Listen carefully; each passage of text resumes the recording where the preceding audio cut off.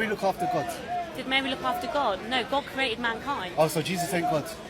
So in this video, we see a pretty typical Muslim bait and switch. The guy asks if God has to be taken care of. The young lady says, no, of course not. The guy asks if Jesus had to be taken care of. The young lass says, of course, yeah, Mary took care of him. The Muslim then says, but wait, I thought God doesn't need anybody to take care of him. Then the Muslims hoop and holler and proceed to post one of the same 3 reaction gifs you see on every single one of their videos. So what is wrong with this type of reasoning? Well, it gets all the Muslim TikTok fanboys all hot and bothered because the Muslim's interlocutor gets puzzled and has to backpedal. But really, the style of reasoning is pretty silly because it's nothing more than an equivocation fallacy. What's an equivocation fallacy, you ask? Consider the following argument. Socrates is Greek. Greek is a language. Therefore, Socrates is a language. The issue in this type of argument is that the meaning of Greek is being changed throughout the argument. At first, it's being used to refer to citizenship or ethnicity, and then it's being used to refer to a language. The Muslim in this video is doing the same type of semantic tomfoolery. If you ask the question, is Jesus God, there are various ways that that could be understood.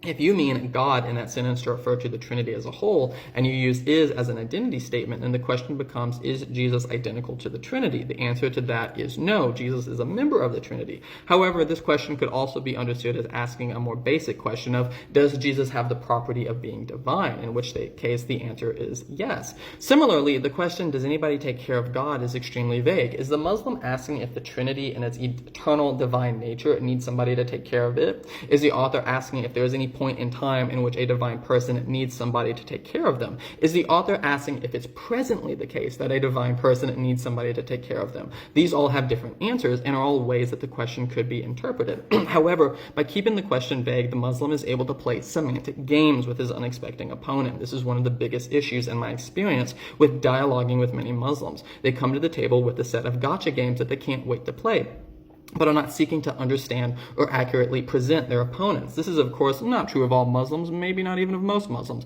but nonetheless, 9 out of 10 times I get tagged on a Muslim clip on this app, it's something trivial like this video. Muslims approach their dialogues with Christians from a Unitarian perspective, in which God refers to simply one person.